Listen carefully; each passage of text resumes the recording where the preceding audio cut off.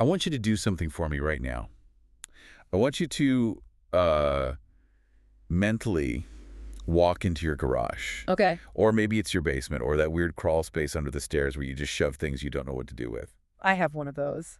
I want you to look for a bin, specifically a very, very sturdy colored plastic tub. Oh, I know exactly the one you're talking about. It's probably a dull red or maybe a forest green or a deep blue. It has these interlocking teeth on the lid, kind of like a zipper. Yep. I think I have 3 of them holding holiday decorations and, like, a mess of old cables I'm too afraid to throw away. Everyone has them. They're practically indestructible. I mean, you could probably drop one off a roof and it'd be fine. They stack perfectly, too. Honestly, they're probably the best storage containers ever made. They really are. Yeah. But here's the thing. Those tubs aren't just Tupperware. They are ghosts. They are the physical debris of a corporate explosion. Exactly. They are the archaeological artifacts of Webvan. And today, we are going to do a deep dive into how those plastic tubs represent one of the most spectacular, most expensive, and frankly, just confusing failures in the history of the internet. It really is the ultimate cautionary tale. We are talking about a company that incinerated nearly $1 billion of capital. And that's the mystery we need to solve today. We have a whole stack of research here, financial filings, old interviews, postmortems from the early 2000s. And the question isn't just, how did they lose so much money?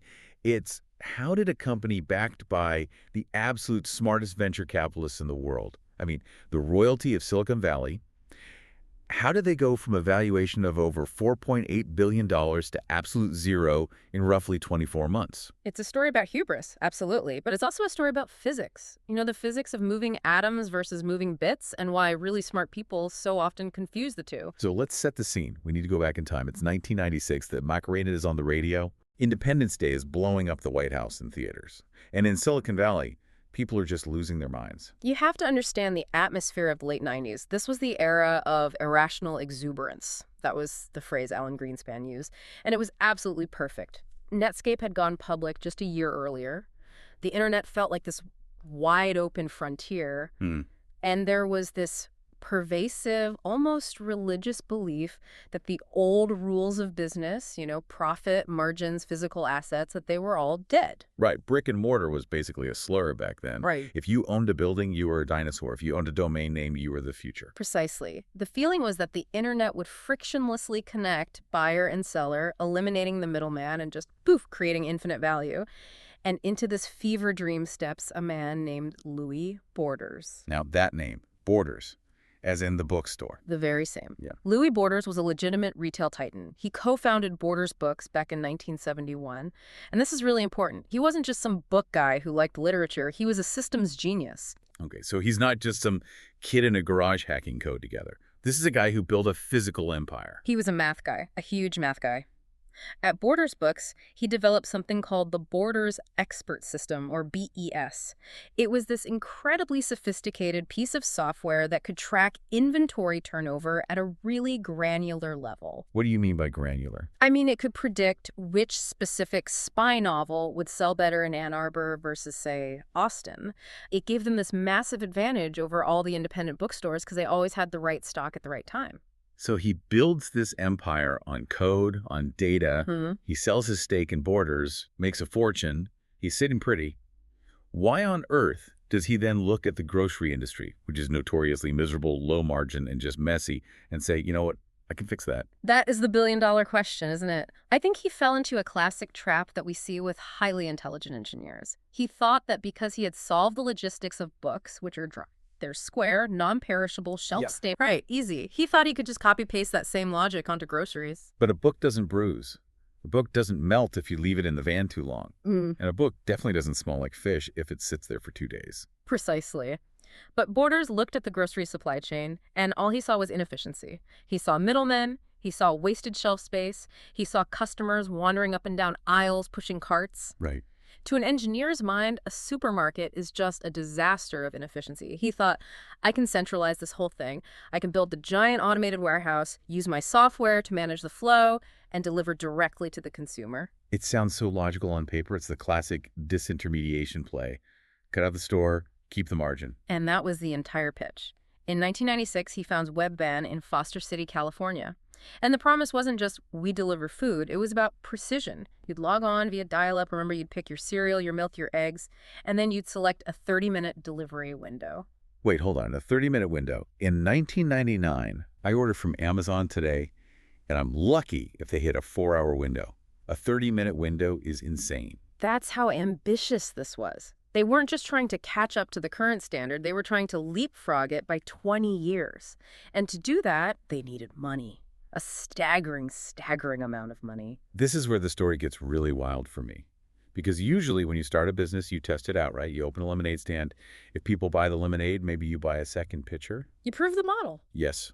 Webvan didn't do that at all. They went straight to industrial scale. They subscribed to a strategy that was absolute gospel at the time. Get big fast. Or just GBF.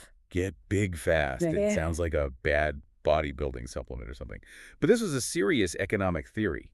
It was treated as a law of nature. The theory was based on this idea of first mover advantage. The thinking was that the internet is a winner-take-all market. So if you are the first online grocer, you grab the customer. And they stick with you. Exactly. Once the customer has entered their credit card and saved their shopping list, they become sticky. They won't switch. So the goal isn't to make a profit. The goal is just to grab the land. So it's a land grab. You worry about making money later on. First, you just plant the flag everywhere you can. That's it. And because of that pressure, Webvan didn't start small. They didn't just service, Foster City with a couple of vans to see if the math actually worked. They immediately planned for world domination. But hold on a second. Groceries aren't a social network. There's no network effect. If I buy milk from Webvan, it doesn't make the milk any better for you. Does first mover advantage even apply to selling bananas? That is the critical flaw that almost nobody seemed to ask at the time. In software, you have network effects.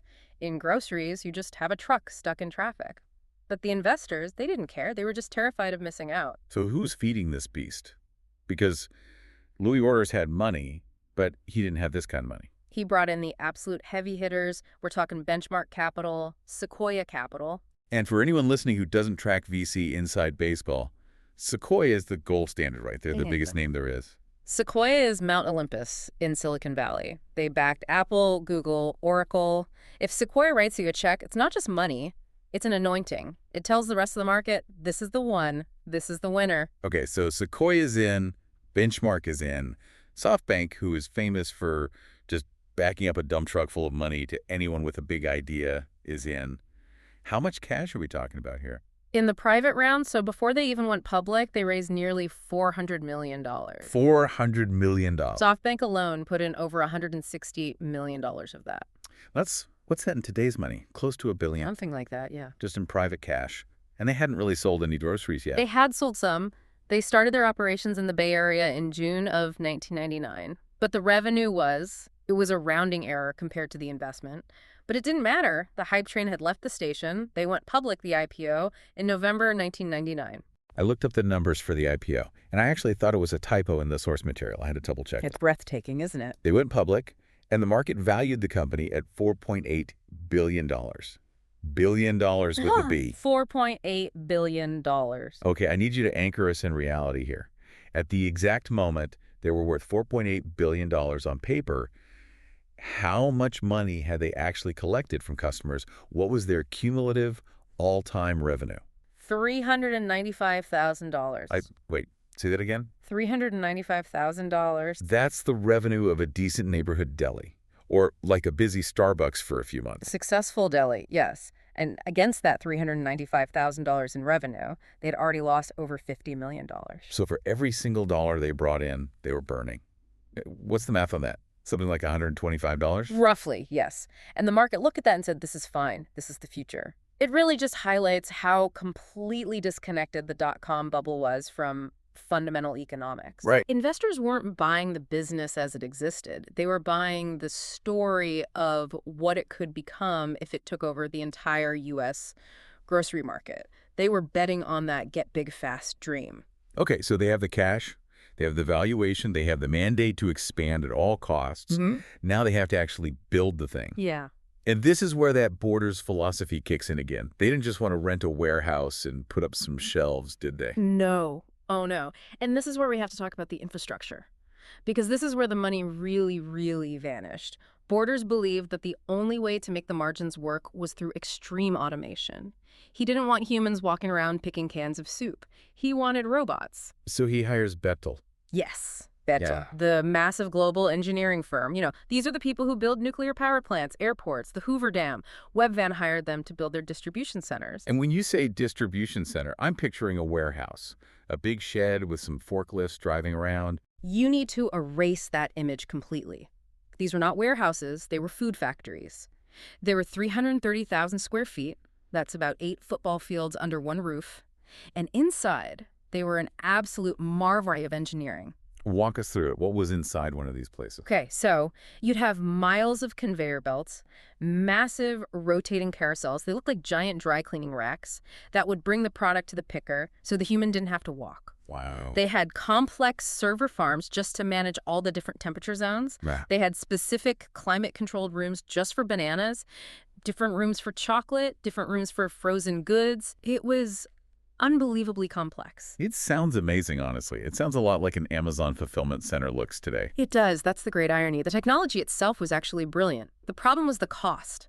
Each one of these centers cost about $30 to $40 million to build. Each one? Each one. And remember the get big fast strategy? Don't tell me. They planned to build 26 of them. 26. That was the rollout plan. Seattle, Portland, Atlanta, Chicago, Dallas. They were signing leases and breaking ground in multiple cities at the same time before they had even proven that the first one in San Francisco could make a single dollar of profit. This feels like watching a car crash in slow motion. They are literally scaling their losses. If you have a machine that loses $1 every time you turn the crank, building 26 more machines just means you lose $27 every time you turn the crank. That is exactly what happened. But they were completely convinced that volume would fix it. They thought, once we are processing $1 billion worth of food, the overhead per order will drop to nothing. But they just ignored the upfront capital expenditure. And it wasn't just the buildings, it was the trucks. I remember seeing pictures of these things. They weren't just standard delivery vans. No, these were custom-designed logistics vehicles. They looked a bit like space capsules on wheels. They were cute in a way. Distinctive. Very distinct. But they were incredibly expensive. They had to be insulated. They had special racking systems for those plastic tubs we talked about at the beginning. Let's talk about the tubs for a second, because that's where the whole cold chain idea comes in. Right. If a customer orders ice cream and toilet paper, you can't just throw them in the same box. The ice cream melts, the toilet paper gets soggy. So Webvan designed these color-coded bins. Some were for ambient temperature things, some were chilled, some were for frozen. They used dry ice and passive cooling. It was an engineering triumph. But again, expensive. Incredibly expensive. And the sheer complexity of managing those tubs, getting the right tub on the right truck in the right order so the driver isn't digging around for 10 minutes at every single stop, it was a logistical nightmare. So they are bleeding money on construction, they are bleeding money on custom trucks, they are bleeding money on robotics. And then, in the middle of all this, in the year 2000, they make another move that just seems baffling to me. They buy a competitor. The home grocer acquisition? Yeah, right. They bought Home Grocer for $1.2 billion in stock. Now, was Home Grocer the profitable, stable alternative? Were they buying a working business model? No, not at all. Home Grocer was another online delivery service that was also losing money hand over fist. So let me get this straight. You have a company that is actively drowning, and to save itself, it grabs onto another swimmer who is also actively drowning. It's like tying two rocks together and hoping that they'll float. The logic, ostensibly, was to expand their footprint faster. Home Grocer had operations in the Pacific Northwest, and Webvan wanted those customers. They thought, if we combine, we'll be too big to fail. But financially, it must have been disastrous. It was. They took on Home Grocer's leases, Home Grocer's employees, and most importantly, Home Grocer's losses. The burn rate, the amount of cash they were spending every month just to keep the lights on, it skyrocketed. You know, when things go this wrong, this spectacularly, you have to look at the people in charge. We talked about Louis Borders, the founder, but he wasn't the CEO during the big collapse, was he? No. And this is a crucial piece of the puzzle. The investors, Sequoia and the gang, they wanted what they called adult supervision. So they hired a professional CEO, a man named George Shaheen. And where did he come from? Was he a grocery guy? Did he run Kroger or Safeway? Nope. George Shaheen was the head of Anderson Consulting, which is now known as Accenture. He was the ultimate consultant, a very high-powered, very successful strategy guy. Okay, so he knows strategy. He knows how to talk to Wall Street. But does he know what happens when a pallet of strawberries sits on a hot loading dock for 4 hours in July? He did not, and this was a critical flaw. In fact, almost none of Webvan's senior executives had any management experience in the supermarket industry. There were tech guys and consultants playing store. That seems like such a glaring oversight. The grocery business is famous for having razor-thin margins. It's a penny business. You fight for every single cent. It is a game of pennies. If you don't understand spoilage, inventory turns, and the brutal economics of perishable goods, you are dead in the water. Shaheen was used to high-margin consulting contracts where you bill someone $500 an hour. He wasn't used to a business where if you drop a single carton of eggs, you've just wiped out the entire profit for that whole order. And getting him to leave a place like Anderson Consulting couldn't have been cheap, was it? No. At Anderson, he was making about $4 million a year. So to lure him away to this risky startup, Webvan had to offer him a compensation package that became legendary for all the wrong reasons. What was in the package? Well, there was the stock, obviously, a ton of stock options, but there was a contract clause, a golden parachute, that promised him $375,000 per year for life. For life. Just for taking the job, even if he got fired. Essentially, it was a retirement package guaranteed by the company. It just shows you how supremely confident they were. They thought, this company will be around for 100 years, paying this guy is just peanuts. That is audacious. Yeah. So Shaheen is at the wheel. They are building $40 million warehouses in Atlanta. They are buying a fleet of custom vans. And then the year 2000 rolls on. The dot-com bubble starts to hiss. The NASDAQ peaked in March of 2000, and then it just started a long, painful slide. And suddenly, investors stopped caring about eyeballs and growth metrics, and they started asking about profits. A novel concept. And when you looked at Webvan through the lens of profitability, it was a complete horror show. So what did the financial picture look like at its peak? If we look at the full year 2000, they had sales of $178.5 million. So real money was coming in. People were using it. Okay. But their expenses were $525.4 million. Oh my. For every dollar of revenue they brought in, they spent $3. The burn rate was completely unsustainable. They were running out of cash. And because the stock market had crashed, they couldn't just go back to the investors and say, hey, can we have another $100 million? The well was dry. So the crash, how fast did it happen? Frighteningly fast. By April 2001, Shaheen sees the writing on the wall and he resigns. Does he get his lifetime payout? And that's the karmic twist in the story. When the company filed for bankruptcy just a few months later, he became just another unsecured creditor. The contract was worthless. Wow. He had to get in line with the guys who sold them the cardboard boxes. He lost the golden parachute. So even the exit strategy failed. The plane crashed too fast for the parachute to even open. Walk us through the final days. June, July of 2001. Well, they tried to retrench. They pulled out of Atlanta and Dallas to try and save the core San Francisco operation. But the fixed costs of those massive warehouses were just too high. You can't just turn off a $40 million facility. It's like having a mortgage on a mansion while you're suddenly working a minimum wage job. The math doesn't work. Exactly. On July 9, 2001, it all ended. They ceased all operations. Just like that. Did the customers know it was coming? No. People logged onto their computers to order dinner, and the site was just gone. Drivers who were out on their routes were told over the radio to stop delivering and return the trucks to the depot. What happened to all the food? That's one of the few nice details in this whole mess. The warehouses were still full of fresh food. As part of the shutdown, they donated all the non-perishables to local food banks. So something good came of it. That's good. But 2,000 people lost their jobs that day, and investors lost everything. So the tubs are left, the vans are auctioned off. I think I read somewhere that the vans were sold for just pennies on the dollar. Oh, yeah. You can still see them even today sometimes. They have a very distinct shape. Plumbers bought them. Electricians bought them. The ghost of Webvan is probably parked in front of a house in your neighborhood right now, fixing a sink. Okay, we've told the tragedy. Now we need to do the autopsy. Yeah. Why did it fail? Because, and this is the key, I can pull out my phone right now and order groceries. Instacart exists. Amazon Fresh exists. The idea wasn't wrong. People clearly want grocery delivery. So why did Webvan fail so badly where others eventually succeeded? Analysts have spent 20 years dissecting this. And it really comes down to 3 main failures. But the biggest one, the one that really killed them, comes down to 2 words: unit economics. Okay, let's break that down. Specifically, it's about delivery density. That's the magic word. Density. Why is density so important? Okay, think about the mailman or a UPS driver. A UPS driver stops on a single street and delivers 5 packages to 3 different houses. He walks maybe 50 feet between stops. That is high density. The cost of his truck and his salary is split across those 5 deliveries. Makes total sense. Webvan had no density. They were driving across a 30-minute radius to deliver one order, then driving another 20 minutes across town to the next single order. So the truck is just driving around empty, burning gas, and paying the driver just to carry one bag of groceries. Exactly. This is the famous last mile problem. The cost of that driver and that truck is fixed per hour.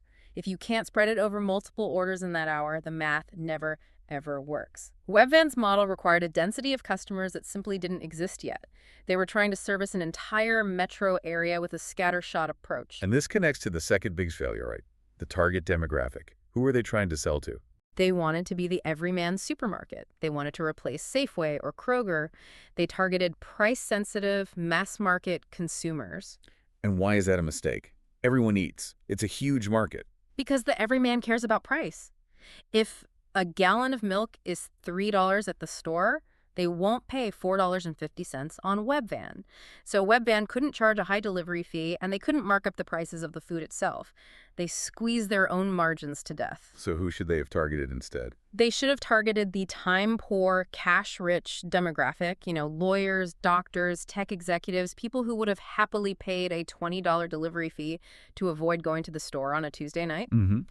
If they had started as a niche luxury concierge service, established that density in a few wealthy neighborhoods, and then expanded, they might have actually survived. They tried to be Walmart before they were even a boutique. That's the perfect way to put it. They wanted the volume of Walmart with the cost structure of a limo service. It was never going to work. And the third failure. Infrastructure overload. Yeah. The build-it-yourself trap. Contrast this with how a company like Instacart started. Instacart is the anti-Webvan. Instacart built zero infrastructure. No warehouses, no trucks, no inventory. They just built an app. That's it. That's it. They sent a gig worker into an existing Safeway who picked the food off the existing shelves and drove it to the customer in their own car. Asset light versus asset heavy. It's the ultimate example. Webvan tried to rebuild the entire grocery infrastructure of the United States from scratch. Instacart just skimmed a service fee off the top. It was infinitely cheaper and faster to scale Instacart's model. It's amazing when you put it like that. Webvan spent $1 billion to build warehouses. Instacart spent maybe, $100,000 to build an app, and then leveraged billions of dollars of Safeway's real estate for free. That is the lesson. Don't build what you can rent, especially if you don't know for sure if the business model even works yet. But, and here's where it gets really interesting for me, Webvan didn't completely die. The DNA, the idea, it survived. It did. And the connection to Amazon is absolutely fascinating. Tell me about that. Well, first off, Amazon actually resurrected the brand name. In 2009, when Amazon started Amazon Fresh, in some markets, they literally used the Webvan URL for a while. It was sort of a little nod to the pioneer. But it's deeper than just the name, right? Oh, it's much deeper. A lot of the former Webvan executives, the guys who were in the trenches when it all collapsed, they went to work for Amazon. They took those hard-learned, painful lessons about density and warehousing and logistics straight to Jeff Bezos. And what about the robots? You mentioned the carousels and the automation. The concept of automated warehousing didn't die at all. It just evolved. A company called Kiva Systems developed these amazing little orange robots that move entire shelves around warehouses. And in 2012, Amazon bought Kiva for $775 million. The robots you see in Amazon warehouses today are the spiritual successors to the Webvan automation dream. So Webvan was right about the robots. They were right about the internet changing how we shop. They were just... Being too early is the same thing as being wrong. They were a decade ahead of the technology, especially smartphones, and a decade ahead of customer behavior. In 1999, people were still genuinely scared to put their credit card information online. In 2020, we don't think twice about it. Speaking of 2020, this brings us right to the modern era. The pandemic hits, and suddenly, what do we see popping up everywhere? We see the dark store explosion. Companies like Getir, Gorillas, GoPuff. Yes, ultra-fast delivery, 15 minutes or less. They raised billions and billions of dollars in venture capital, and they operated out of these small mini warehouses right in the middle of city centers. It sounds incredibly familiar. It's déjà vu all over again. They burned cash to acquire customers, they subsidized the delivery costs, and guess what happened to a lot of them in 2022 and 2023 when that venture money started to dry up? They crashed. Many went bankrupt. Others consolidated or pulled out of markets. It turns out the physics of delivering a $2 bag of chips to someone's door in 15 minutes is still really, really hard to make profitable. It's the Webvan curse. It is. It's the siren song of the grocery business. It looks like this enormous trillion-dollar market, but the margins are a minefield. So what is the final takeaway here? If you're a listener, maybe you're an entrepreneur, or maybe you just invest in stocks on the side, what should you learn from the humble plastic tub? I think the biggest lesson is to beware of smart money. Just because Sequoia or Goldman Sachs is investing, it doesn't automatically mean the business makes fundamental sense. They can get caught up in the hype just like anyone else. They often drive the hype. And secondly, unit economics are undefeated. You can have the best vision, the best logo, and the coolest app in the world.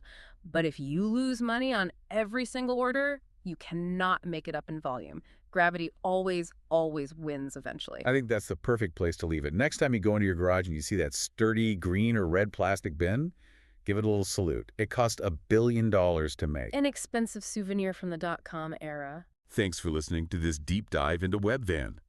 If you enjoyed this, share it with a friend who thinks they have a can't-miss business idea. We'll catch you on the next one.